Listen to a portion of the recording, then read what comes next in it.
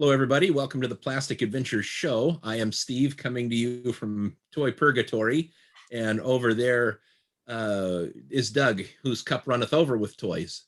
Still, welcome back. We are the purveyors of fine toy entertainment, kind of like those two grouchy old Muppets from the Muppet Show, criticizing toys and laughing at stuff that only we find funny.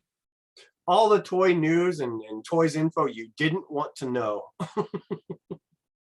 And all the stuff that we've just deemed cool enough to talk about. So we have now alienated 90% of the audience. So now you know what we're about. And if you're still here, thank you very much. All right. You want to get into some toy news that's important to only Doug and Steve?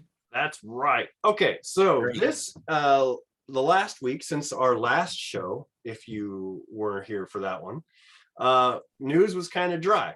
This week is the exact opposite. So we had a lot of good stuff happen this last week, especially with the Hasbro Pulse G.I. Joe Tuesday, Fan Tuesday. So there was some stuff dropped there. Mattel gave us some news with their Masters of the Universe. And then there was even a little bit of Transformer news in the middle of all of that. So this was actually a pretty good week for news. So I'll start off with the Masterverse Beastman. The Masterverse Beastman. And usually I have pictures to show for this one, but I wasn't able to go through and get that. But let me tell you, if there was a Beastman that you could get that was like the ultimate Beastman, this looks like it. He's got fur on his shoulders, which can be removed, by the way.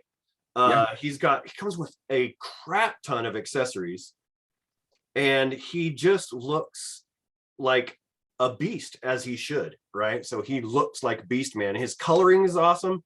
The orange and the red, and it's just a very classic looking. But I don't know how. I haven't looked at compared to two. I don't know how the Masters of the Universe Classics Beastman looks compared to this one, but I would probably assume that this is probably the best Beastman that we've had released so far.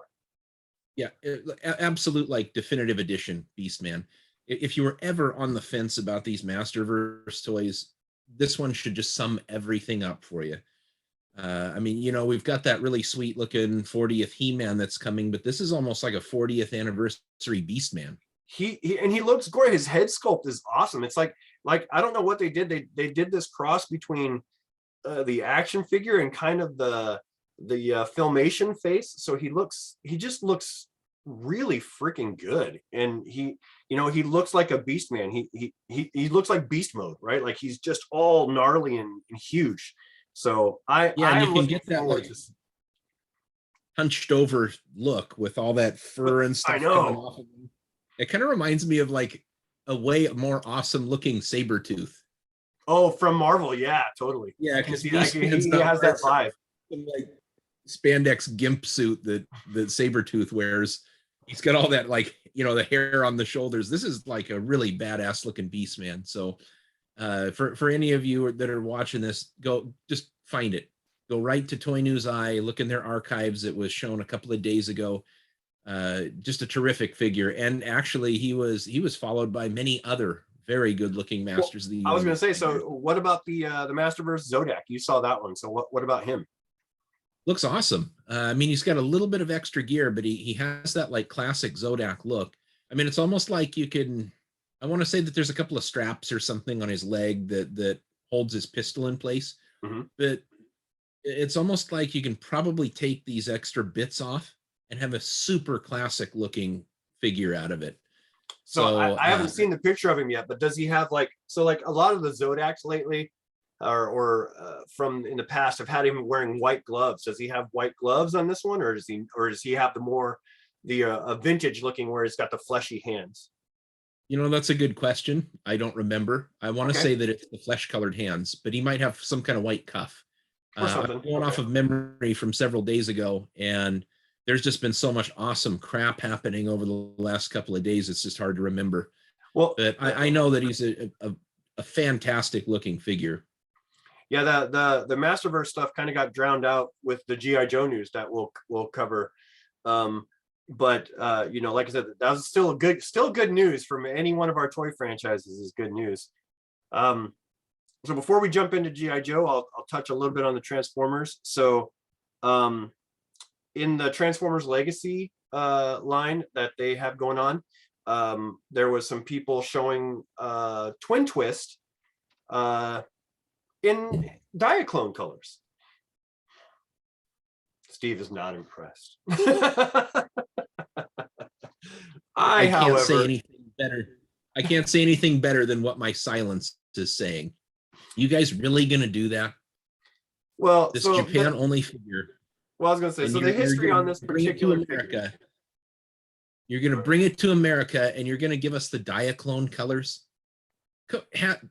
Hasbro, you owe this to us. Just get it there. We've got Top Spin, for God's sake. We need Twin Twist in the classic colors. Otherwise, that's like the Autobot clones and only having one. Fast Lane and no Cloud Raker. Just having Cloud Raker and that's it. Oh, but they bring Cloud Raker in, but they put him in a strange color palette. We nailed that one. God, come on, Hasbro. Come on. At least get it onto Pulse. I'm in the other category. I actually dig the Diaclone colors. I like the Diaclone sideline that they're going on with the like the DK2 guard with the lift ticket that they have, and so kind of doing this Twin Twist with the Diaclone colors is still kind of cool for me. I like those alternate colors. Well, so, I like it. You know, don't get me wrong. I enjoy it. And that new Ultra Magnus that's coming that looks like Powered Convoy. Yeah. Cool figure, right? Dude, come on. Just come on, Hasbro. Come on.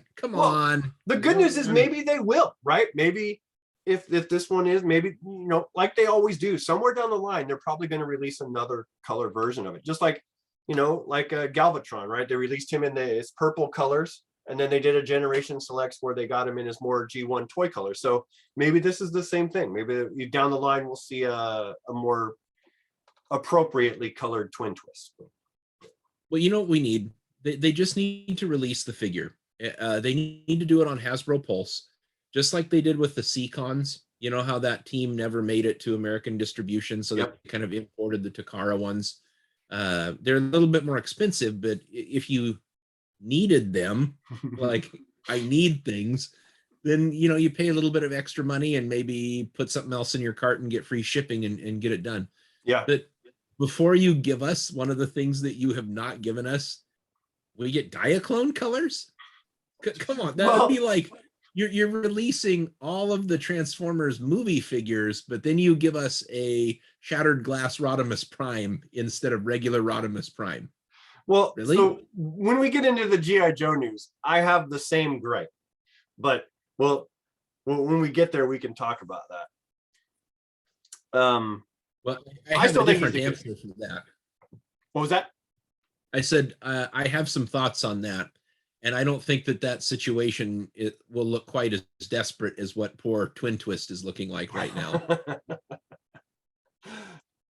Okay, so the Transformers, still sticking with the Generation Selects line for news this week. We have a Voyager class Cyclonus coming out in his more appropriately colored scheme for closer to his G1 release. So he also comes with a Target Master. So, but that's not even the biggest part of this. The biggest part is that he looks more Cyclonus than the previous version of him. So if you've been collecting the villains from the 86 movie, this is a good one to have in your collection, especially if you've got like Galvatron and Sweep, then Cyclonus is a must-have. So with this Cyclonus figure, I didn't get a good look at it. I saw the news and I just kind of skipped over it because as cool as the figure is, I didn't really have a lot of interest in it. Does he not look more like the toy? He does. He's got a lot of the toy coloring. That's what I'm saying. He looks more like the toy colors. Mm-hmm. So I guess that begs the question that brings up for me is I would much rather see Galvatron in purple than seeing him in his toy colors, because purple is what we saw in the movie and on the cartoon. So seeing this Cyclonus in toy colors, is it less attractive because he's not colored up like the movie, or are we just happy to get a Cyclonus that isn't in some washed out purple tone? I actually think he looks really good. I was never really a fan of those when they were initially released. I always thought those ones looked a little wonky, the G1 Galvatron and Sweep, and they just didn't feel right to me, right? So I was never really anxious to collect them. However, in this Generation Selects and Legacy that they've got going on from the going right off of the War for Cybertron series, these guys look really good. I mean, they look, proportionally right, at least to how they appeared on screen. So whether you get him in the G1 color, the toy colors, or whether you get him in the screen colors is closer. Either way, these figures are really good. And so I know you stick closer to the Autobots. You like to collect the Autobot Classics line. You don't really delve into the Decepticons as much. But I do. I try to collect, both Autobots and Decepticons. And so, seeing Cyclonus kind of round out that trio of Galvatron, Sweep, and Cyclonus, that's wonderful. Well, it has been incredibly hard because as these, Kingdom and Legacy and War for Cybertron figures have come out, they are so good. I know. Man, I know. So and my wallet's just like, I can't take this anymore, Steve. Just choose one. No, you can't have Decepticons, Steve. We can't do it. Talks like Towley from South Park, the worst character ever. Oh, God, I'm so high right now. That's my wallet. That's says. The voice you have. That's your wallet.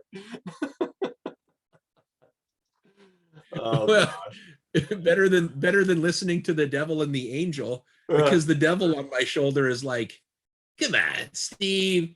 You want it. It's pretty rad. Things are going pretty good. You can afford it. And then the angel's like, he makes a great point. He makes a good. See, my devil and angel's like, my devil's like Arnold Schwarzenegger, and my angel's like Richard Dreyfuss. And he comes over and he's like, shut up. Get the Transformer, Doug. Doug needs the toy. Do it. You don't know what you're talking about. Get him the toy. Mine are just in league with each other. Yeah, that's a great point. That toy kicks ass. Yeah, Steve needs that toy. You make a good point. Yeah, that's it. They don't even. One doesn't even cancel the other. They're just on the same side. That's when it's a bad idea, when both devil and angel are in cahoots. Bad idea. All right, so I don't want to steal your thunder for the G.I. Joe stuff, because I know you got those, and there's a very special one for that one. So I'm going to let you take the G.I. Joe.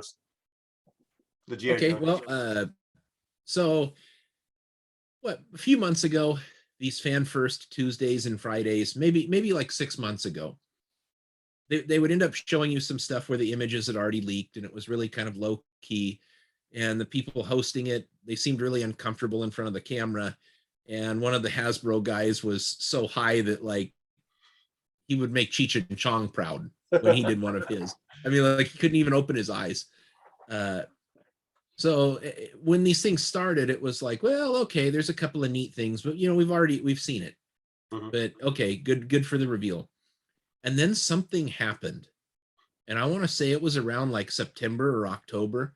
And these Fan First Fridays, Tuesdays, Wednesdays, Thursdays have been killer. They have been. I mean, like just the stuff that they're showing off, they're managing to get ahead of some of the leaks, and they are bringing stuff so out of left field and unexpected that it just blows your mind when you see it. So G.I. Joe had been very good to us in the last several Fan First ones. Instead of just like one or two cool things, they were giving us stuff like Dusty and Zorana and all of that, and Python Patrol repaints for Target. So this Fan First Tuesday, they gave us a look at some of the new clean decos that we're going to be seeing in the never seen in retail stores classified retros that are on those big cards like that Baroness that we found. So we've got that initial wave, Destro, Gung Ho, Lady J, and the Baroness. And then they announced we were going to be getting Storm Shadow, and they showed that Storm Shadow, and he looks great. Fudge, who? Zartan. Yeah, it's coming to retro cards too. Looked really good.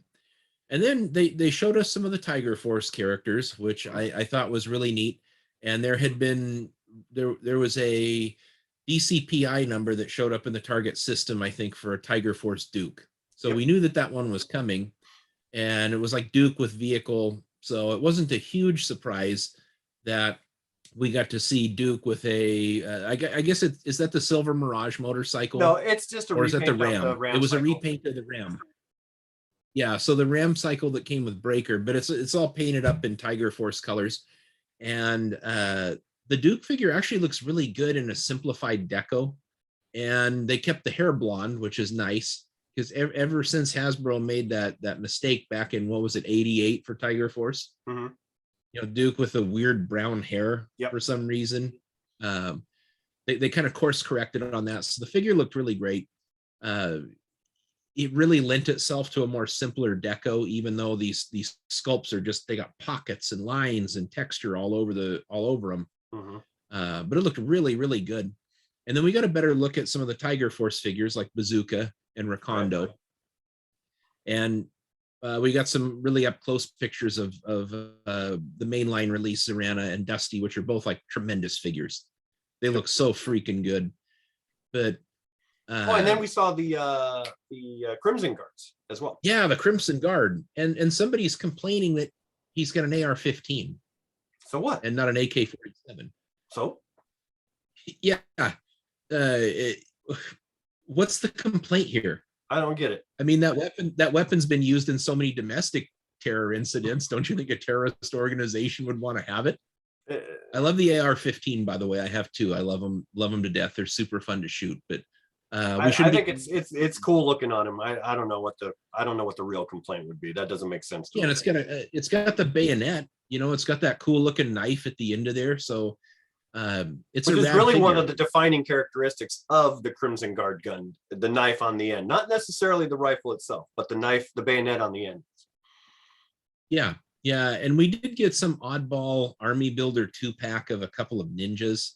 Yeah, the male and female blue ninjas. Yeah, I don't understand why, but yeah, I'm not going to understand why we're getting, we're getting Reptile from Mortal Kombat in our GI Joe line before we're getting vital characters. Yeah. And before I get onto the thing that surprised me the most, you'd mentioned that seeing these Tiger Force figures, why are we getting those ahead of the actual like classic colors? Well, I actually kind of like that Target is doing this. Target is going to be the place for all these repainted sublines like Python Patrol and Tiger Force. Okay. Fine by me, because that means that once these figures come around to their rotation in the lineup, they're going to be mass released figures, and you're not going to be on Target, when the figures come up for pre-order and they're sold out in like 4.5 seconds. Right. So, we're going to see them in Targets and Walmarts as mainline releases in their classic colors. So I got to give it to Hasbro for that, because the stuff that's hard to get that they're making exclusives are going to kind of be these niche figures anyways, or these niche paint jobs. I would not, if I was collecting 6-inch, I wouldn't be collecting Tiger Force or Python Patrol. I'm really not. And I mean, it would be one of those things where if we came across one, cool, we actually saw one on the shelf. I'm not like, I wouldn't be actively seeking out, I need to make sure I get all the Tiger Force, classified. That's not this case. I think what I would be more really interested in is definitely those Crimson Guards, Dusty, Zorana, the ones that are in their more classic Art Deco styles. But then they also said one more before you get to the big one is there was a Snake Eyes being released with Timber in the G.I. Joe Renegades style, where Snake Eyes is more black and gray and he's got the silver visor. So yeah, I actually kind of like that repaint. Yeah, he looks pretty cool. I do believe that version 2 of Snake Eyes is the definitive Snake Eyes. I agree. With that cool looking visor. And, I know they're trying to get a little bit more mileage out of that Alpha Commando 2-pack and accessories. So I don't really mind seeing that. It's a cool figure, cool deco. What are those, $30 for the deluxe Yeah, roughly figures? like 30-35 bucks in between there somewhere. Yeah, so I mean, if you missed the other one the first time around and you got like a regular release Snake Eyes, this is a good way to pick up timber and actually get a really cool looking Snake Eyes figure on the side. So Yeah, I think you can even still find that 2-pack online in some places like GameStop or whatever, still around 35 bucks. So they're not too hard or difficult to find right now, but it's nice that they'll be throwing another one out there. I mean, now seems like an odd time, but I'm sure that it was just a SKU that they needed to fill. Sure. You know what I mean? Like a slot, and they had fresh available tooling that they could do it with. So yeah, it makes sense.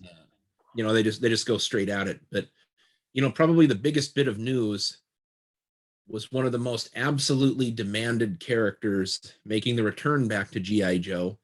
And I understand why it's been so problematic, but we got our first look at the Sergeant Slaughter figure for Classified. Ooh. That's it. I'm in. I am in. I'd been looking at the Vallaverse Sergeant Slaughter from Action Force, because they've actually done a couple of pretty neat figures. And version 2, you can kind of get a serviceable Sergeant Slaughter out of, but not after this one. No. Not after seeing what Hasbro's going to give us. Oh. And Sarge is absolutely classic triple T tank driver get up with the black tank top, super yoked. Yeah, they beefed him up. I mean, they gave him, his shoulders are huge. He looks like the Sergeant Slaughter from the cartoon, right? Not the Sergeant Slaughter in real life, and not the Sergeant Slaughter action figure we got. He looks like the jacked, beefy Sergeant Slaughter from the cartoon, which is what we want.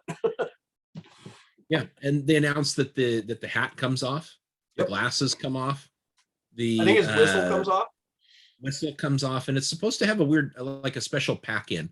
So I'm not sure what that's going to be, but I absolutely promise you, the second that goes up for pre-order, I'm getting at least one, maybe two. I don't know. Oh, dude, that he's one. I mean, the G.I. Joe Classified line. I'm going to get a gripe. It's a small gripe. It's not really a gripe. It's a concern. And I know we've talked about this a little bit before in the past. I feel like specifically on these ones, like with Storm Shadow and with Spirit, some of these other ones, it's like they're revealing these to us, and they're already showing us the repaints and the recarded, and we haven't even seen the ones that they released before. They haven't even hit the shelves yet. We haven't seen the standard Storm Shadow, we haven't seen the standard Spirit Iron Knife, and I know they're coming. I hope they're coming. I've seen some people, who are already doing some reviews on some of them, so I know that they have to be coming.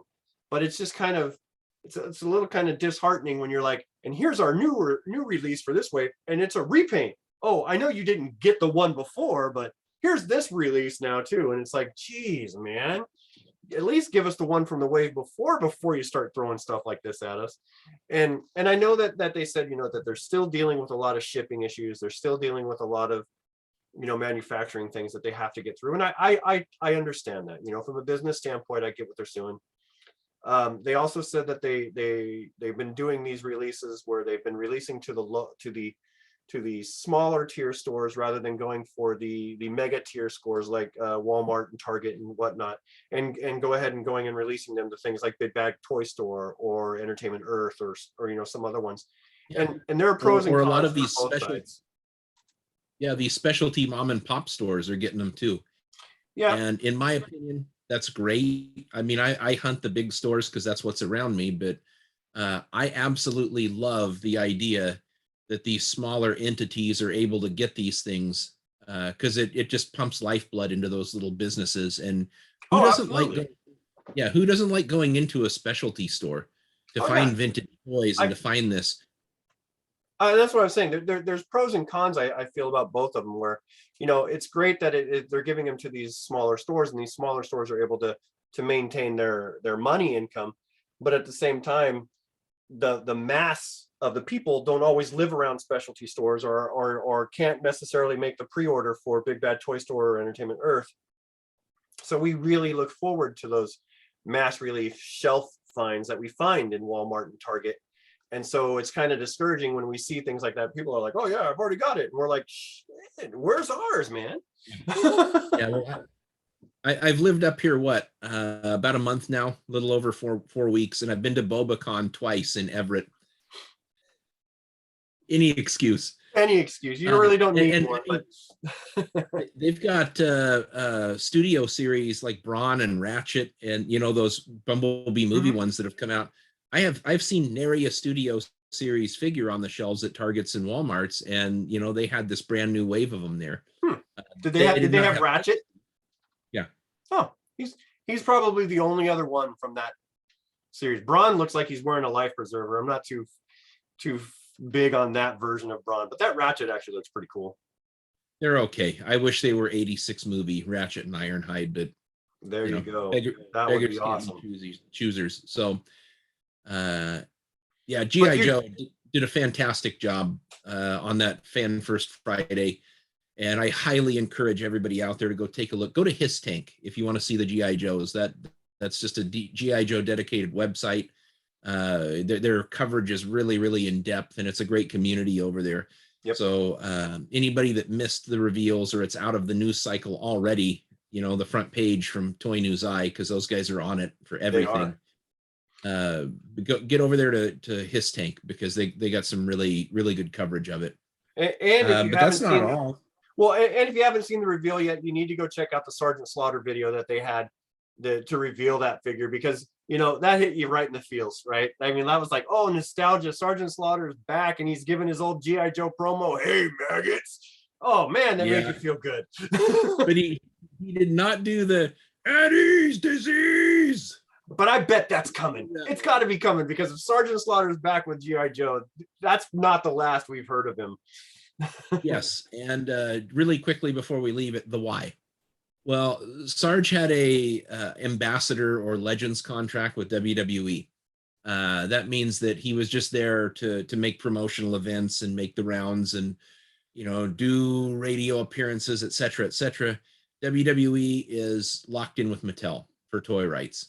So that is why Sergeant Slaughter being part of WWE, we could not get mainline Sergeant Slaughter release. So what this means to me is that either WWE loosened up with the Sarge, or his Legends contract has lapsed, and we've got this little window probably before WWE re-signs him to where he can license out his likeness to Hasbro, which, God, I want the Triple T. I want the mail-in. I want the Warthog driver. Hell, I'll even take the repaint in the Slaughter's Marauders when that comes. Either way, whatever happened behind the scenes, it's good. It's nothing but good for us as collectors, right? Mm-hmm. We've been wanting Sergeant Slaughter back for such a long time, and it's just so good. For nothing even more than just nostalgia reasons, to have Sergeant Slaughter back there giving a G.I. Joe promo. So yeah, big part of my childhood, man. Sergeant Slaughter was a huge character for me. Yep, I agree. You had something else though. I do. I got a couple of other really quick things to get onto. One of them is not toy news, but I thought it was really cool. Today they announced that they have greenlit the next Batman movie with Robert Pattinson and Matt Reeves. Right on. Yeah. Right on. Yeah, I like the first one. I really enjoyed it. I had a couple of little, just little things about it, but overall it was super enjoyable, and it flew by, and it was just I thought a terrific movie. So yeah. Not really kind of toy news, because we'll get the toys. Yeah, we'll get Batman toys out of it. So yeah, that McFarlane Pattinson Batman, which is sweet. That's a great figure. I found him on the shelf. I was so happy to find that one on the shelf. Yeah. So Hasbro's got something really interesting happening, and I saw a little bit of it today. It kind of took me back a little bit. They've been doing this initiative where they want to get rid of a lot of the plastic. Oh, it's all going to cardboard. So I saw the new Thor figures at Target, and they're in full boxes, just like the Legacy. Once you get outside of the deluxe scale and you get into these Voyagers and Leader class, it's full on box, no window, no nothing. And moving forward, they showed the packaging from Marvel Legends, and that's what way Marvel Legends is going now too. So the new Spider-Man series coming, it's a full box. I almost think it's a mistake not to have that window, because there are a certain sect of people out there who can just open that box, take their toy, and then, you know, fill it full of packing peanuts and take it back to the store or whatever. Yeah, I know there are some people out there who like to do what they call the figure swapping, right? So they'll take the figure out that they want and then throw in a bad figure and then give it back and say, oh, this isn't what I wanted, and they get their money back and they get the figure that they want, which I think is if we're talking about things that we don't like, scalpers and over figure swappers are right on that list. Yeah, and I think fortunately it's such a tiny percentage of these asswipes that do that. But if you're listening, asswipe figure swapper, we don't need you here. Get out of here. Leave our channel. We don't want you. Exactly. So I just thought that was really interesting because that commitment, we're starting to see what they committed to years ago. Seeing these changes, you know, like the legacy figures now with the open packaging, and they're just, you know, banded in with some biodegradable like paper-based twist tie things. It's fine. I like seeing the figure, and as long as the accessories aren't right there where people just, you know, take them right out of the box, then I'm cool with that. Yeah, me too. And one last thing, Hasbro announced something, and I'm a little bit on the fence about this one. They announced that they're going to do Marvel Legends mystery boxes. Oh, that's right, where you don't know what figure is in the box. And I hope that this is the 4-inch scale figures, because in, you know, looking where those 6-inch scale figures are going to go, you know, they're $20 now, and there's another price hike coming. So could you even fathom paying $22 for a box where you don't know what's in it? No. I mean, it's a stretch. It is a big stretch just for the retro Marvel Legends to pay $10 for a box where you don't know what's inside of there. So I don't know how it's going to go over. It intrigues me, you know, if they were like $6.99, something like that, and, you know, you were just going to get a random 4-inch Marvel Legend, that might be kind of cool. You know, $7 in today's money is, you know, $4 in a few years ago money. So yeah. So the only thing I can think about is that if they're going to do that, they would need to kind of tighten up their ratio, right? You can't give us, like, if it's a box of 20, you can't give us, you know, 10 of one figure, you know, and then a mixture of all these other figures, because your chances of spending $20 on a 6-inch figure, mystery figure, and getting the same one twice, that would piss me off. Oh, hell yeah. Yep. And also, I think they need to come in packaging. The boxes that they come in need to make it to where if there's any tampering, it's evident. Yeah. You know, like the same thing for the I mean, at $10 to $20 a piece for a mystery figure, you will have a lot more people figure swapping or opening it, taking what they want, and then bringing it back. So I'm hoping that the packaging is flimsy enough that nobody can get this sucker open without putting a piece of tape on it or something else to show that, you know, something's happened there. Yeah, I agree. So yeah, that's what I had for the little news items. Cool. You know, what do you got that's cool to show us? Okay, I get to start show and tell this week, huh? All right, so show and tell. Let me start off with one of the cooler things I found, I got shipped to me. So I know this is one that has been hard to find for me. You found it earlier, but I did get my skids. Oh yes, all right, man. Yeah, and this is what we were just talking about, the boxes. No plastic, anything on the box. It's open. I like to store my Transformers in the box because it keeps them separate, and, you know, I get to whatever. And the biggest other thing was it keeps the dust off of them, right? But now with this open thing, that kind of defeats that purpose. So we don't got dust here. But, you know, the boxes are still really beautiful. The side art is good.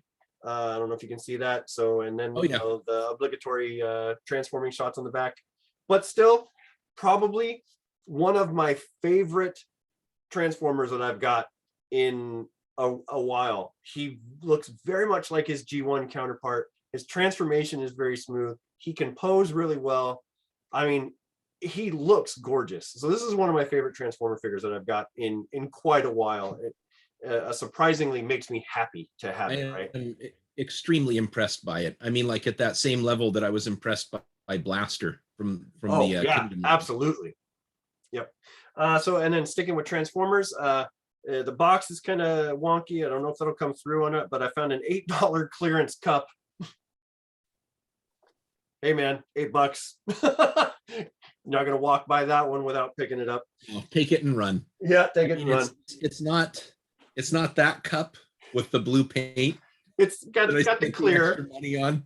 It's a regular cup, but it's a very cool figure. I mean, like only a lunatic like me buys a figure twice because I wanted more blue paint on it. Well, I'm glad because I had the Thrilling 30 version of Cup, which is not the correct version for me. It's okay. Right? It's okay. He's a good figure. Thrilling 30 is good, but not the Cup I wanted. So this one is very much like the Cup from the movie, and I'm happy. Another one, King Grayskull. Oh yeah, yep. So be on the lookout for these guys in your aisles. Be careful. The ones we saw had head stolen. The boxes were really smashed. This was the only good one in the whole lot of them. So if they're coming in, just be careful which one you get and check them carefully. For some reason, people are starting to steal toys again these days. Steve, what? You got me, brother. Save your money and go get it. Don't steal it. Why King Grayskull's head?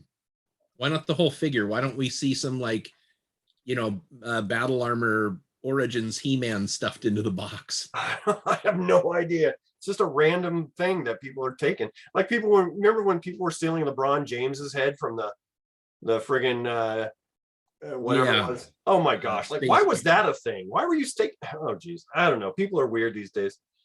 But one of my favorite things I got. How you've got that really cool Micro Man in the background there behind your head. Well, yes. I found one of my own Micro Men. Very cool. So this is from the 1999 line. Yeah, I think that you used to be able to get those at places like FYE and what was it, Suncoast? Okay. Yeah, Suncoast. They had this stuff, and they had like the reissue Tron figures. Oh, neat. You remember the reissue Tomy Tron figures were there. I didn't buy one because I thought $10 was expensive for a vintage reissue. I'm pretty sure that line when it was imported here, that was one of the places you could get it, and those are rad. Dude, these are cool. So they have magnet feet, magnet chest. There's magnet in his hand, and clear plastic. That is I know crack to me. So he's got a clear red there. The cool thing about this packaging, though, let me show you. So you see this? He's in the package. Watch this. Oh yeah, look at that. So you can take the bad boy out and you can still put him back in his packaging and display like I like to do. So I like to have my toys and play with them and display them. So that's I don't know why that every toy ever is not released in packaging like that. Yeah, that's such a great idea for packaging. So yeah, I'm trying to find some more. So these range in all different kinds of prices. So sometimes you're lucky and find one for $15, or sometimes they're online for $30. So they just kind of go all over the place. So just if you're looking to get into Microman, be patient, go through, look really close. You'll find one at a good price point that's not going to break your wallet. Yeah. So, yeah. That's what I got on my side for show and tell. But you have more. Oh boy. Oh, Mr. Skywarp. Yep. They're starting to hit the stores. Both my Walmart and Targets, I think, have both had these now. So I was happy to pick that one up. Kind of hard to see, but it's in that same window box. Yep. Tied in with the twist ties, but very cool little figure. That scale is not my jam unless I find a cliff jumper in this scale, but very neat. So that was one of Doug's gets, courtesy of like Secret Target or Secret Walmart where I live. One or the other. That Legacy is just a repaint of the Kingdom Core class Starscream, but still, I mean, that's what they were originally, right? They were just repaints of each other. So yep. Also coming your way from Secret Target for Doug. Oh, Mr. Hordak. Yeah. Buzzsaw Hordak. Oh my gosh, his chest pops open and boom! on special for $14. Look how great that is. Yeah. Oh. Oh, it's Comes so with funny two that his different- chest pops open and shoots out those spikes. two different heads. Yeah, he's got the two saw blades in the package there. What's interesting to me is the original figure had kind of a cream colored skull. It wasn't pure white. And they kind of did the same thing on here. Oh, good. It almost looks like it's yellowed, like it was white and it yellowed, but the original toy was the same thing. It was this like bone white color. or like cream white color. So that was pretty neat. I was glad I was able to find it. And for those of you wondering, I had spotted this case that the guy was putting out, and it was Masters of the Universe Origins Deluxe. And I thought for sure I was going to find Doug's Terror Claw Skeletor, but it's a revision case that hit the store. It's two Hordax, Battle Armor, He-Man, and Skeletor for some weird reason. So they're But coming. we'll take the win when we can, because I was never able to find that one. Yeah, happy to find that, and it was a really good price because obviously they are expecting something if they're clearancing, and everything's on sale. Like Masterverse, I think is about $16 a piece for all those right now. They're clearancing out Faker and all kinds of things, so they're making the space for something. That's good. I work like 200 feet from Target, so I'll keep my eyeballs peeled. But I also did find something very rad. This is a both Steve and Doug got this one. Oh. Yep. They're out there, people. This is the new Legacy Laser Optimus Prime. Very, very cool figure aesthetically. So you turn it over to the back of the box, and yes, it comes with the trailer, comes with with Optimus Prime as the cab. And I took mine out of the package. I've been leaving my stuff in package because I just don't have the heart to like take it out and display it on the shelves. But this one, I decided to make an exception. And of the two of them that I found them at Secret Target. One of the boxes was munched, so that's the one that I took, knowing that I was not going to keep mine in the box anyway. So you got the good box. I did actually see a couple in Bellingham over the weekend. Oh. And they were restocked yesterday at Secret Target in Burlington. So they got to be hitting shelves anytime now. But I wanted to share really quickly. I have a couple of thoughts on the figure. Okay. I love it because I'm the guy that puts it on the shelf. I haven't even transformed it into a truck. But I will. No, it came in truck mode, and I turned it into a robot really quickly to dispense with the alt mode. The trailer, just like the Kingdom Optimus Prime, is tragically undersized. The original toys, they actually were in very, very good scale. So like the cab of Optimus Prime in the trailer, that was about right for scale. Okay. And when they did Power Master Prime, it was about right for scale. These new ones, it's like you're getting a slightly bigger than Voyager figure and very, very little plastic spread out over to a reduced size for the trailer. So happy to get the trailer, and I'm going to show you what the trailer does. So it opens up and it makes this like battle platform thing. It has a cool little ramp on the back, and this middle tower, it does rotate. So that's kind of interesting. And that weird double gun that looks like something from RoboForce. This is the gun that you see the figure holding on the package. But it's odd. It's really flat.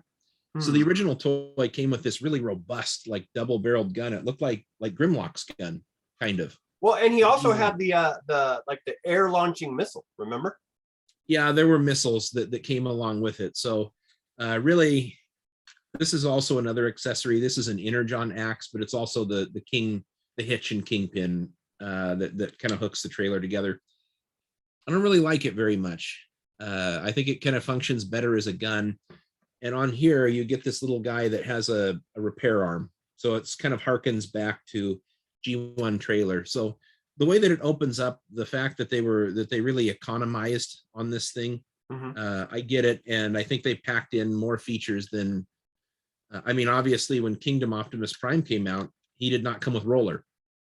He didn't come with the other things that were in the trailer. So they course corrected, but it's a little bit smaller. Still kind of a neat little play set. So real quick, what does the figure look like next to that? Well, the figure actually is probably the best looking laser Optimus Prime. I'm going to put this down for a second Okay, here. yeah, I just wanted to see what he looked like in relation to the trailer as it was transformed. Yeah, he scales up a little bit too large, a little bit too big. Okay. In my opinion, a little bit too big for the trailer. I see what you're saying. Because you have an original one with the trailer.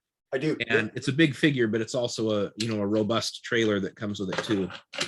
So as far as the figure goes, there are a couple of changes on this guy. If you have not already seen the online reviews, might be a little bit hard to make out, but one of the things I really liked is here up on the chest. That's done in silver. Oh, is it? It actually harkens back to the Japanese release that had vac metal on that chest. Yeah, so this is painted in silver. That was kind of a neat little thank you, because the original toy was just very plain looking plastic, right? It was gray. With stickers on the windows. Yeah, stickers. And this window is clear, and this actually does pop up. So you can get in here and get at the matrix. It will come out. Oh, cool. So that is a good feature. Now, what I'm going to say that I don't really enjoy about this figure is the arm joints are really, really... Oh, wow. That sucker just popped right off. So you can see he's got this little like pin that hangs down here. And on the inside of there, it's just tension that's supposed to hold this together. I mean, it doesn't even like click in place. Oh, wow. So that arm just comes right off. The sword looks kind of cool. You kind of see the sword. Yeah. It's nicely scaled, and it's Energon. So that's kind of a neat thing. So I'm not a big fan of those arm joints. It seems okay on this arm. Nope, it's working right off on that other arm. Right out, huh? Mm. So a toy that is supposed to ideally be played with, the arms are going to come off, and too much use in those joints is going to loosen them even more, and they won't stay on. So for people like you who put them on their shelves and display them, good. If this was given to a kid and he was playing with them for a while, those arms would probably get looser and just slide right off after time. They will. They'll just come right off. So now another interesting thing, these are separate. Oh, not part of his arm. Yeah, you see how his shoulder's in there. That's kind of an interesting way to do that. The original, they were all one thing. Assembly. And I do appreciate there's a little bit of paint apps in here on these shoulders. And then does his shoulder open? It looks like it pops open. Yeah. So to explain, why he has these gigantic shoulder pads, it's got the two little weird circles on there like the original toy, but it opens up and it's just a clear hunk of plastic, but it's supposed to look like little Energon missiles. Oh, okay. And yeah. On the packaging, it shows them shooting out, but it looks like he's like shooting, I don't know, lightsabers. So another thing I really do like about it is the proportion of the head. It does work in scale with the body. The original one, the head looked giant. It looked like the Predator or something. It was this big melon. This works really good.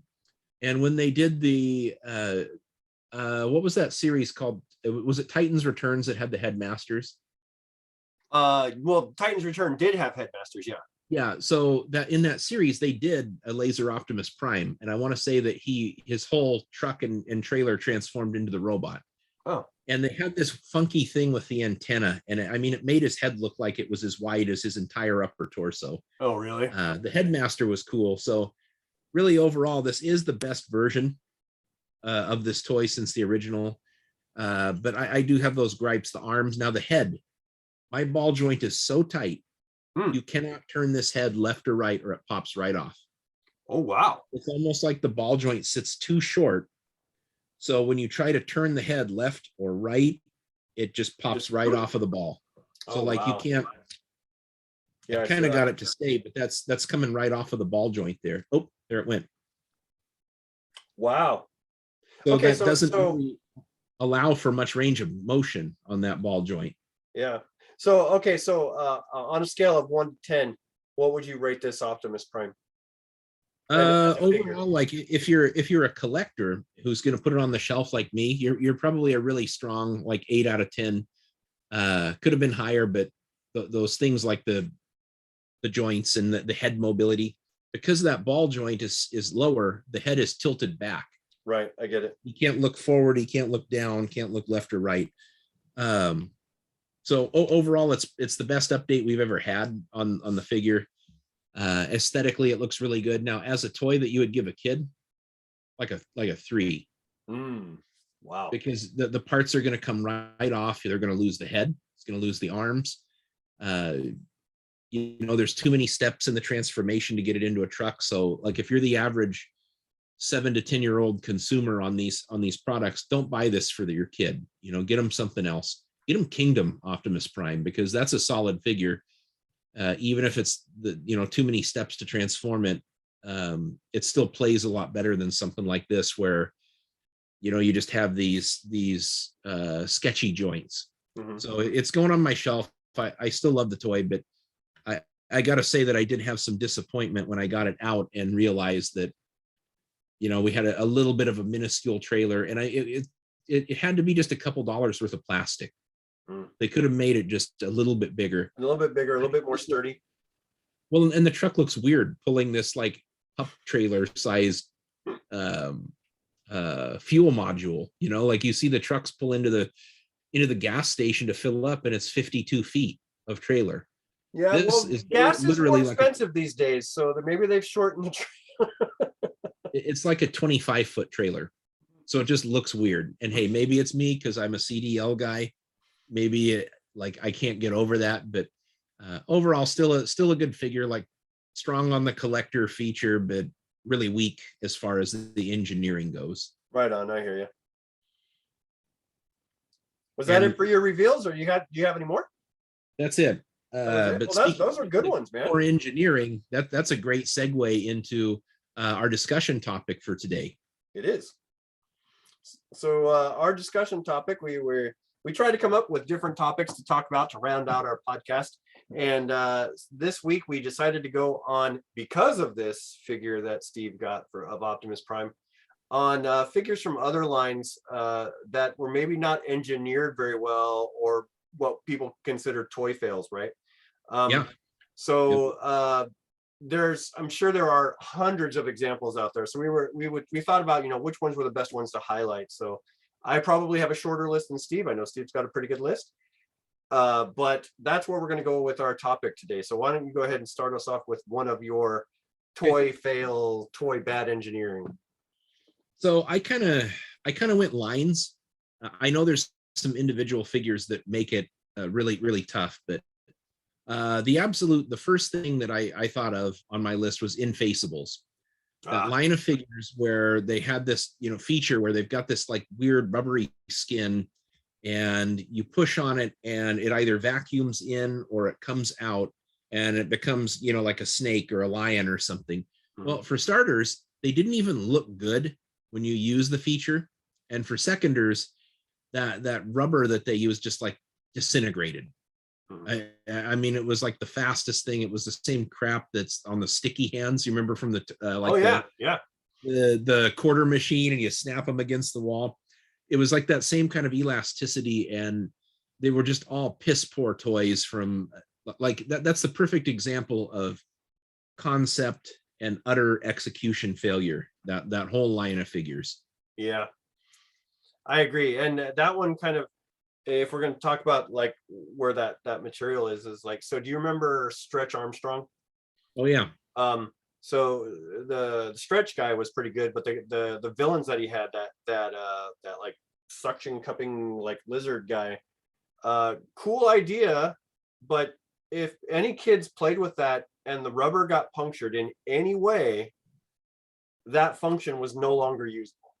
Toast. And those were pricey for the day when they came out. They were. Yeah. So, I mean, imagine, getting one of these things and bringing it home and playing with it for a few times, but say Fido gets a hold of it, or, if something happens and they get a little bitty hole in his foot. It's one little pinprick. Yeah. A pinprick. Yeah, I mean, you take that toy outside, and if you're in the Tri-Cities, that's goat heads galore. Yep. One goat head sticking into that thing, and the toy's broke forever. So yeah, I can understand, what I'm saying is you making toys out of a rubber material is, it's well, and especially it's a gamble.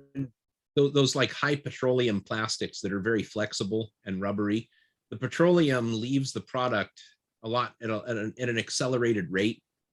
So you just end up with a degradation and breakdown of the material. But I mean, just as a toy themselves, if you slice that with your fingernail on an infaceable, the thing just came apart. So yeah, here's these like $6-7 figure. Maybe they're about five to six at the time, and they're ruined within like moments of owning one. So it was just maybe an interesting concept and piss poor execution.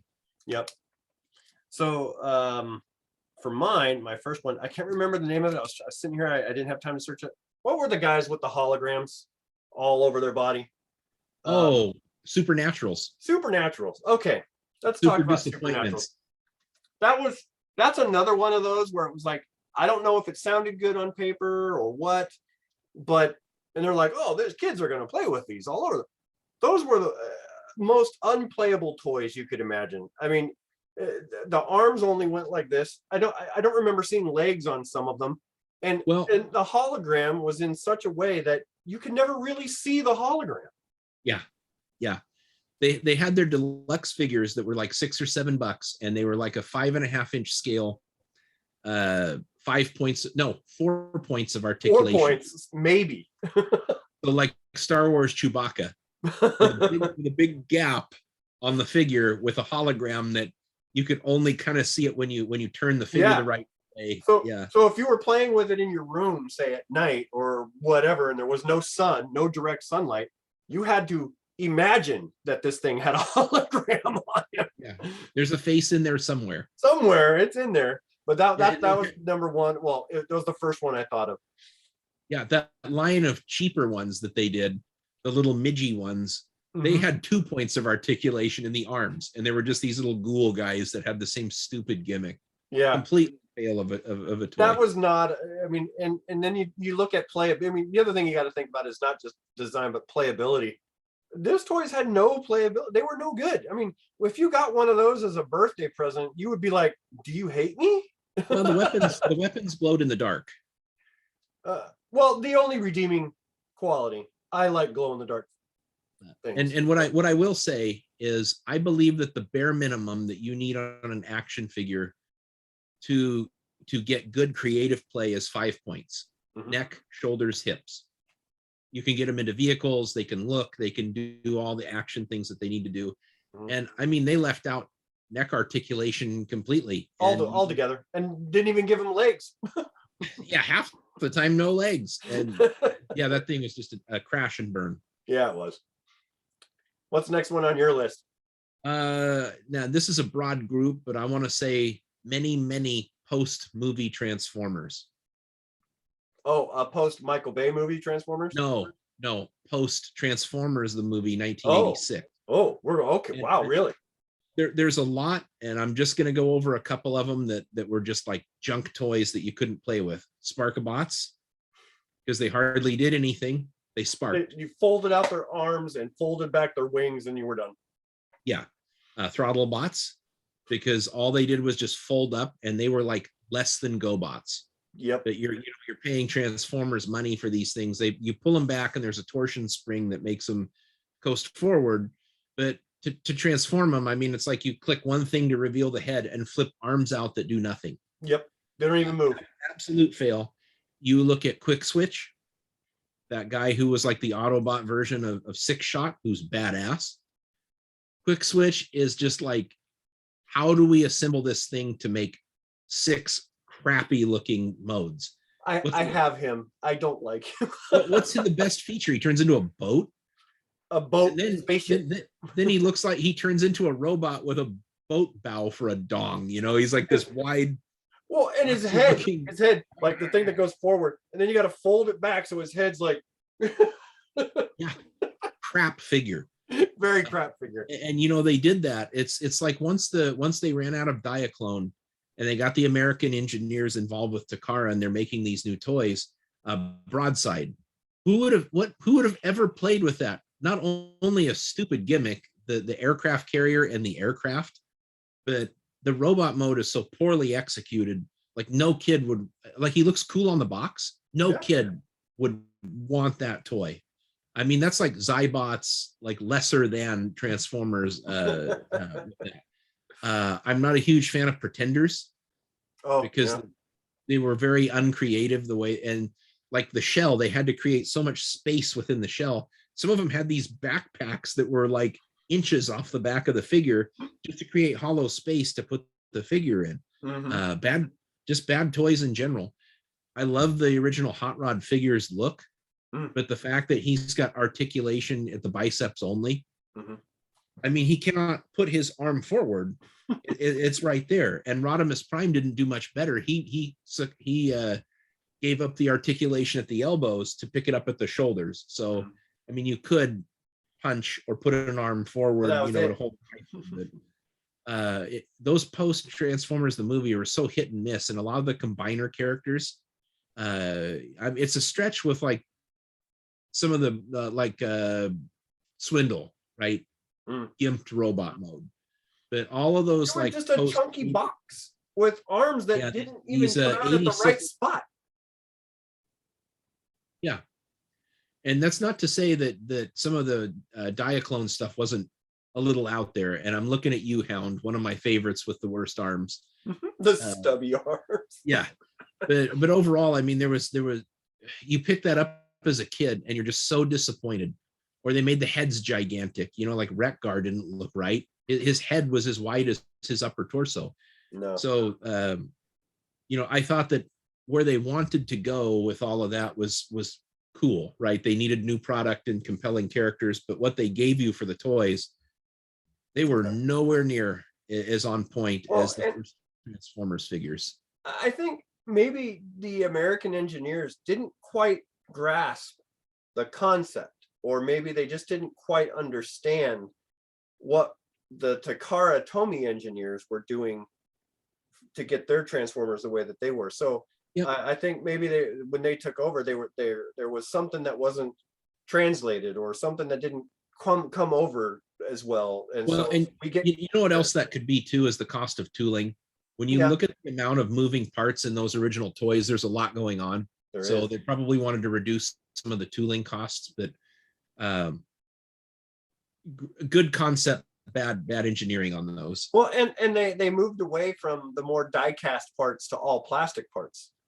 Yeah. Which another thing that I liked what the original Transformers was, they did have the die-cast. They had a mixture of things. They had the die-cast, they had the vac form, they had all of these things kind of going for it, which made it a really good toy. But then they moved to the all strictly plastic, and had the engineering innards for like arms that slide up and down instead of actually doing a transforming thing. So that's what I'm saying. Yeah. I don't think they necessarily understood the assignment. You know what I mean? Yeah, and it hurts to say that because I love Transformers, but that's that line had a completely like very fast downhill slide once you got through the Takara original products there. So on my list, a Transformer did make the list, and it was a G1 engineering. I think for what they tried to do, for what they had to work with, I see why they did it, but it still did not work well. And I think Megatron. Yeah. G1 Megatron. You got maybe one or two good transformations out of him, and then he just went. He was limp everywhere. Sometimes even right out of the box, his arms would not stay up. He had weird like peg joints or bar joints for his arms and his legs, and so the die-cast that he was die-cast on didn't really work well with the parts that they were having move on each other, because especially there was like die-cast on die-cast moving parts, and so very loose. And then just the overall design, that Megatron is a fail. I mean, I love him, don't get me wrong. For back in the day, I really liked him, but looking at it now, it's like that's a design fail. That's a huge fail of a toy. Yeah, and you know what I'll chalk that up to is the original intended audience play with their toys different than American kids. And I think more of the novelty was just the transforming, but you're right. Those joints got super loose in the shoulders. It's the way that the back folds up and the arms come forward. Yeah. You're counting on part of that mold to hold all of that together, and it's just such a loose assembly. Like when you go from his abs to his upper torso and you pull that part up, That's just It just tension. slides and right back eventually down. the plastic, loosens up. So Well, yeah, so but Megatron his was arm and head assembly were like on this T-bar thing that had to slide up, and so it didn't click into place. It didn't do anything. It just kind of came up not to and mention sat. So if you knocked him over, if you sat him down and did whatever, he would go boop. It would fall apart instantly. And his also plastic sight was really heavy, right? So all the parts on him were heavy. So of course everything would just be kind of limp on him. So. Mhm. And another thing is he had a very, very fragile swivel when you're putting the torso together, the part where the pistol barrel goes and everything, it was on like the smallest peg in the world. Yeah. And it was so easy to break. I mean, it was almost as bad as some of the Autobot cars with their waist swivels. Yep. But if you knew to flip up like the cod piece to move it, then it worked. But on Megatron, like you drop the figure and that thing just breaks right off. Well, there were no locking mechanisms on Megatron. So everything was just either a real tension tiny related peg. or loose. And if your tension was gone, then the whole thing was just a bad thing. I mean, I don't know a lot of people nowadays who even keep Megatron transformed in his robot mode. They keep him in his gun mode because it's just easier to keep him together that way. Yeah. So. Yep, I agree with you 100%. I love the character. So I love the toy, but it's still just. Yeah, and I mean, like ill-placed trigger and all of that business. Well, there's that too. For some reason, they thought the robot mode looked better when his hips were swiveled out. So, like the product photography and everything, his legs are on these bars that come out and then drop down. Looks ridiculous. It does. It looks very ridiculous. Nicole wanted me to bring one up. 90s rollerblade Barbie. Lighting stuff on fire. What was wrong with that one? Well, the rollerblades had the flint in them, and when you rolled it, it shot sparks. Okay.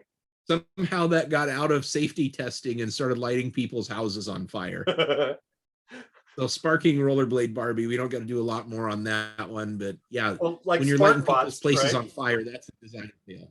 Yeah. With the laser light Black Star figures, at least the sparking was contained within the chest. Exactly.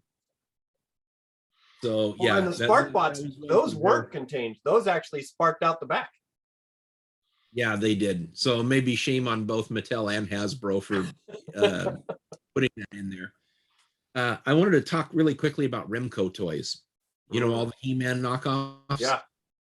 Not only is the proportions a little bit weird on some of those, but that classic Rimco hip joint, where instead of a leg band, they had this little plastic tree with a couple of ball joints. Yeah. And those suckers broke like gangbusters. Yes, because the plastic on the joints were not strong enough to hold the leg movement. And so those were also very notorious for, plastic stick, where the plastic would stick to each other. And so you're trying to move his leg in one way and the plastic would stick, and that plastic is already weak. Pop, there goes his leg. Yep. Yeah. Yeah. So that was a really bad design feature. And that was the Rimco figure, like the Conans, it was the Rimco wrestling figures. The Warlord figures were the same way. Trying to seat your figure to sit in a vehicle of He-Man's, or to sit on an animal or something, and you ran the risk of just breaking the leg right off. So those were really, really poorly engineered. Well, one of the other things that Rimco did that they didn't use a lot of foresight in was the glue that they used for a lot of their things. So they glued things to the side of their heads. And so that glue was like, for instance, I'm thinking specifically about Warlord, the figure himself. He had these white feather things that would come off of his head. Really cool in the action, for the concept. But the glue that they used, if you like swiveled his head and your thumb slipped and hit that thing, whoop, there goes his feathers. They're gone. You got no more feathers. The glue was very weak. Yeah. Yep. What you got there? What's next? Okay, here's another one of our favorites. I think we've talked about this one before. Silverhawks in general. On my list. Silverhawks is okay. I love vac metal, and that's about the only thing Silverhawks had going for it. So great cartoon, cool characters, really, really crappy toys. All they could do was you squeeze their legs. Their legs, I don't remember their legs moving. You squeeze their legs and their arms did this. They could not do this. No. They and did in my nothing. opinion, that's a cardinal sin of figure development. If you're going to do anything, do the bare minimum 5 points, even 4. Even if their heads didn't move, if they could have moved in on the joint, even if their hands were not in a neutral position, even if their hands were like this, yeah, it still would have been better. Then they could have interacted with environments. But now you cannot have an adventure with those toys and have them interact when they cannot fight the bad guys. The bad guys had like some forward, like that saw blade guy could stick his hands forward, but that was horrible execution. It's a perfect example of sacrificing the mobility of the character for the gimmick, where the gimmick was more important to them than the playability of the figure, which was not a good decision.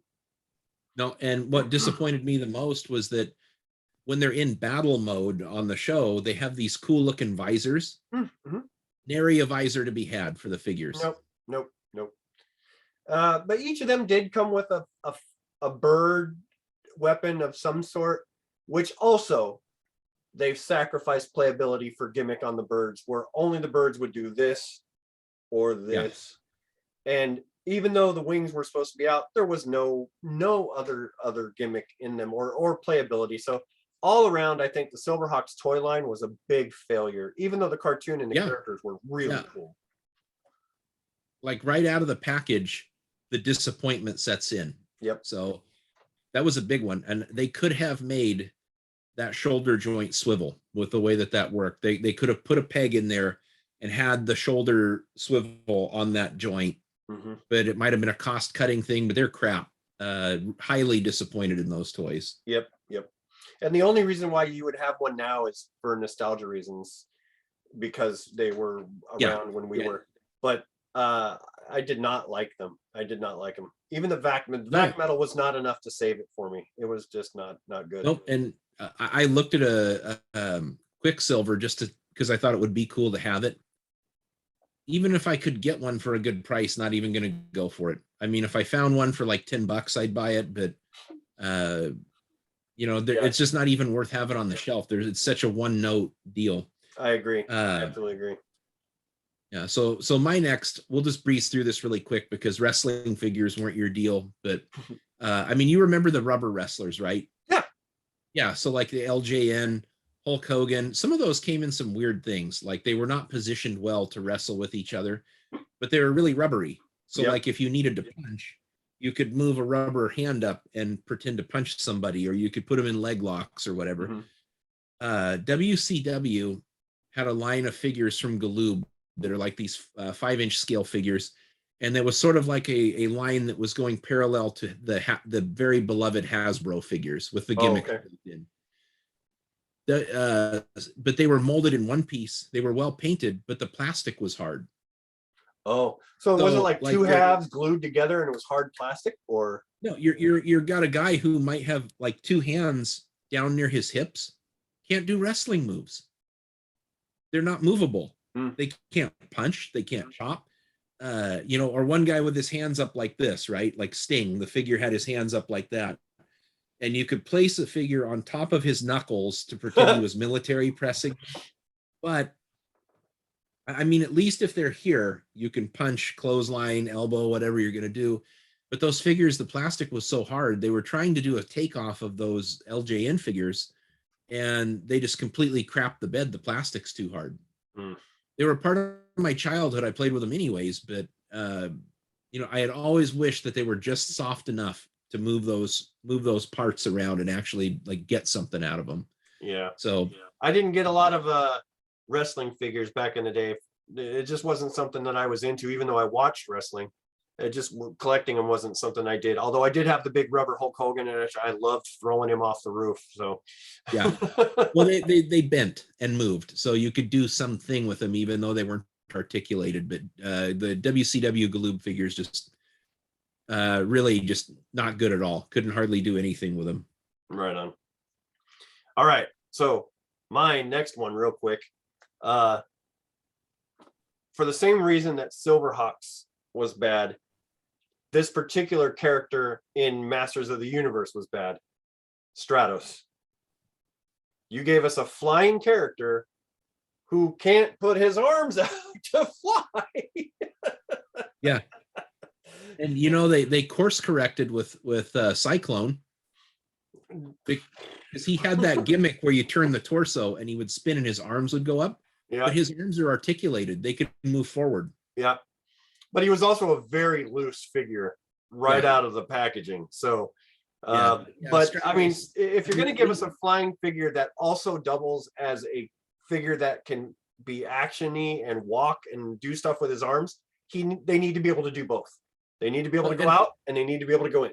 I have to ask, why did the guy who can fly need a jetpack? You know, that's a good question too. So I don't know.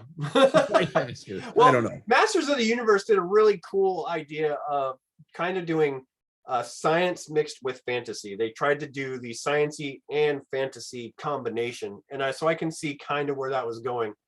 But yeah, I agree. I mean, he was an avian race on Eternia. Why did he need a jetpack? He should have just been able to fly. Yeah, I wish they would have done something different. Maybe put wings on the jetpack or something. Yeah. Like of the characters that I look back on fondly, I do not place Stratos very high. Oddly, Zodak is high for me, even though he's like the most simple and ridiculous design. Yeah, he is. But he does what he's supposed to do. Whereas Stratos, here, fly. Okay. Yeah, don't worry. I duct tape my wings to my arms. Yeah, that's what I call a design fail. He doesn't even do what you're telling me that I can even pretend him to do. So my next one is one that hurts me a little bit, but I'm going to admit that it's wrong when it's wrong. All right. A very low, not very known figure line. I mean, you recognize them when you see them, but you don't know where they're from. And that's the Star Ears. Oh, mm-hmm. I love them because they're Takara Tomy Zoids, right? Yep. But everything is just held together with the tension of the plastic. Mm-hmm. So the parts are swappable between the robots. You can take their legs off and arms off and heads and swap them between the different models. And they had really cool wind-up features on the toys, and the colors were great. Bright, vibrant, vac metal. Oh, I know. The cockpits with the little silver pilot, and they're gorgeous figures. But I swear to God, man, you play with those just a little bit and the arms won't stay on. I know. The legs are popping off. So wonderfully beautiful figures, but just, God, if you're a kid playing with them, you're done in an afternoon by the time you lose, break, or wear the toy out. It was figures like that we started getting a little creative in how we would fix some of the design flaws. Like that was when I started putting tape around the joints and putting them back in. So that way there was a little bit of tension to keep the joint going. But even then, after a while, you moved it once or twice, and not even then the tape wouldn't hold it very well. So it was not a good playability factor in a toy that was really promoted as being extremely playable.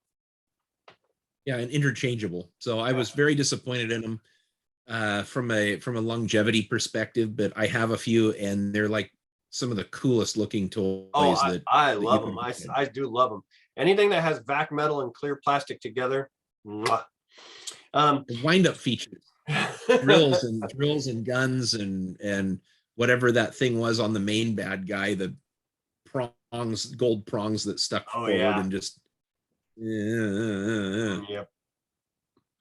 Yeah, good one. Okay, I have one more on my list. One more, and this one also hurts me. Because I'm a big fan of this particular line. The Star Wars original figures, the 5 point. I love them. They're good. They have the articulation that we need. There was only one real big problem with these figures, and that was the design of their hand and the accessory that they came with.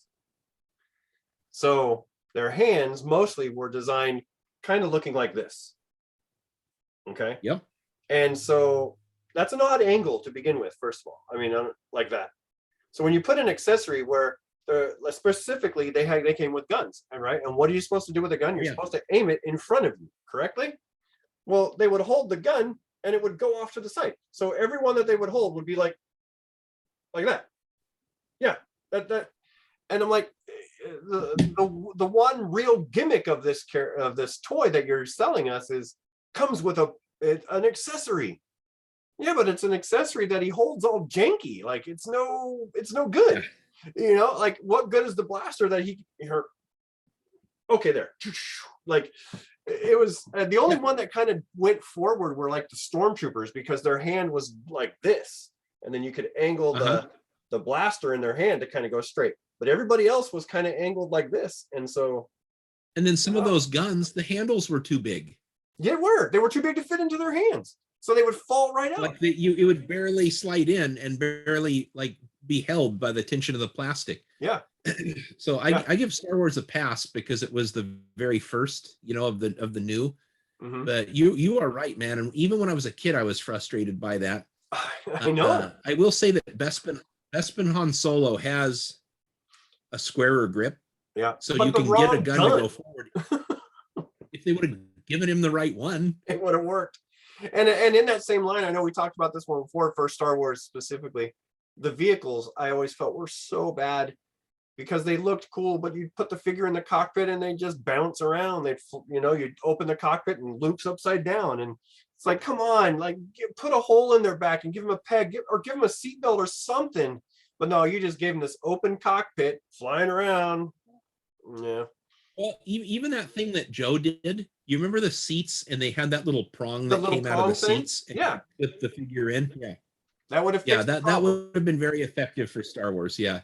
Yep. they decided not to. Dude, I remember having my first snow speeder, and I took it apart so I could get the cockpit out, so I could put a rubber band and screw it back together, so I could put slide a figure in between the rubber band just to hold him in place. Yeah. What about on the Millennium Falcon, the weird upside down gun station? Well, I get what they were going for, because the upper and the lower, they would be, in this gravity well of gun. But that did not transfer well into the toy. In the movie, they weren't upside down. There was just one on the top and one on the bottom. No, they actually were upside down. So if you look at them carefully, they're sitting like this, and the guns are going like that. So their backs are actually to each other. Oh, okay, makes sense. Yeah, okay, yeah. Totally. So like I said, it does not transfer well to a toy. No, they outthought themselves. They did. Well, I'm gonna touch really close on one, and I'm just gonna say the name, and then we can move on. Lincoln Logs and Connects, dumbest building sets ever. Connects got so I'm not saying one word. Lincoln Logs, one word. What? Wow, you can build a house. Wow, you can build a taller house. Great. Connects, especially the new stuff, they are so weak and so flimsy. You try to build the thing with those little sprockets and the posts, and the crap just like falls right over. Yeah. My kid got a Ferris wheel, and the damn thing can't even hold its shape. That's how crappy they are. So yeah, there you go, Connects. There you go. That's for you. But there is one that I will wrap up on with my side. And I was explaining this to my wife a little bit earlier. So do you remember in about 1986, this show called Robotech hits the air? Oh yeah. Mm-hmm. And it is so wildly different. It is mature, and there are consequences and stakes, and there are interpersonal relationships, and you see cartoons kissing for the first time. Yeah. And I mean, it was like older. Yep. Than the other stuff. It was imported and then sold to kids. When you look at that show, what's the one thing that you've got to get right? The robots. Yeah. I mean, what is the flagship robot in that show? It's the Veritech fighter, right? Absolutely. Yeah. Flagship. And I understand that Takatoku Valkyrie got snapped up by Hasbro and turned into Jetfire. But what in the F happened to that Veritech fighter in that line. I mean, you had it right with the cockpit, and I would have expected the proportions to be a little janked up, like the Panache Place Voltron that the pilots fit into, because you got to fit a 4-inch figure into this toy and You're keep expecting scale it to be bulky, a little bit bulky. Yeah, so you can see on the toy that it was originally engineered to transform. The gun pod that goes on the bottom had the handle for the robot, and it tabbed in. Mm-hmm. The legs were glued into place. They were engineered to fold down. Mm-hmm. They did not finish the arms or the head swivel or the head mechanism. But how in the hell you have this cartoon you're going to import, right? Your Matchbox or your what are the names of those stupid assholes? Harmony Gold, the worst people in the world, who have the Robotech rights on a freaking technicality, and it just got called out recently. So they're importing this thing, and they're teamed up with Matchbox. How do you not give them the time to get the one most important part right? And instead, what we got was a Super Veritech with half the armor that didn't transform into a robot with a fully visible robot head on the bottom of the toy. Yep. It fit the figure. It had some cool missile pod things that go under the wings. But I mean, how in the world do you do that? Now, the Destroids are very simple, that they have like 4 points of articulation, and they have this big open cavity on the body. The Zentradi Battle Pod, really, really easy to do that. The Officer's Pod, easy to do that. The one thing you needed to get right, the Transformer from the show, and it doesn't transform. Yep, that's a big fail. Absolutely agreed. I remember that one, and I remember thinking, like, nowadays it's like you wonder what was going on, and it's like they were designing it to transform, and then halfway through they just decided, hey, you know what, let's not make this sucker transform. This is just a toy, so let's kind of glue everything together and call it good, right? It's yeah I feel like it was kind of like a mid design or a mid manufacturing decision, where they were like, it was going to be too expensive to make this sucker transform, so we just glued them all together. That's it. And I mean, the only representation that you had for a transforming Veritech fighter was the super deformed figures that came out. Mm-hmm. The little chibi guys, the weird funky proportions. Yeah, you never had a transforming Veritech fighter. And I mean, that is like cardinal sin. Yeah. When the whole entire crux is that these F-14s are retrofitted to take on 36 foot tall alien invaders. Yeah. So, I mean, of all the things I've talked about, even the crappy Transformers that we got, that one takes the Infaceables, all of it, the WCW figures that couldn't move at all. That Robotech Veritech fighter was the #1 disappointment, and I am glad I didn't get one as a kid. But could you imagine, news doesn't travel, or didn't travel back then like it does now. So you're a kid, and it's your birthday or Christmas, and all you want is Robotech. And you open up the battle pod, and you have the 4-inch figures who kind of had funky ass sculpting and weird proportions anyways. But the figures went into the battle pods, and you're opening these things up, and here's the Veritech fighter, and you're just like, God, I can't wait to transform it like the cartoon. And you realize that thing doesn't do crap. Squat. It doesn't do anything. Yep. But I will say, thank goodness for third party, because we did eventually get some really good ones that do transform. So, yeah, and those, but this hullabaloo with Harmony Gold, they've got this. I'm not going to say exactly what it is, but it's some sort of strange thing that they clung to for copyrights. But it was something like copyrighted art. It didn't even include figures, but they would produce this piece of legal language to cease and desist. And Harmony Gold's like 2 people in an effing desk. So the reason we haven't gotten Robotech jack shit is because Harmony Gold's pretending that they're the master license holder for it, and they are the ones taking a crap all over everything that Bandai tries to. Oh, that's too bad. Bring back over. They can't come to agreements because they want too much money.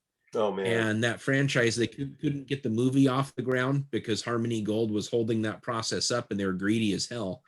And they just realized, looking back on it, there is almost no legal precedent in this past 30 years that we've been waiting for Robotech product. And they've been giving us a few things that trickled through with crappy quality control, Veritech fighters that just like fall apart at the joints. So now we're 30 some odd years later, and we didn't get stuff because they're greedy, and because they were trying to, they have this flimsy as hell legal claim to the license, and it doesn't exist. So that is that good news then going into the future? Do you think we'll see more now because of that?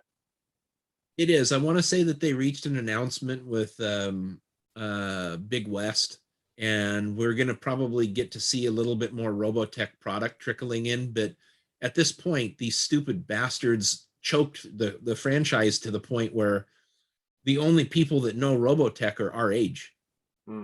So, I mean, how do you get it back out there?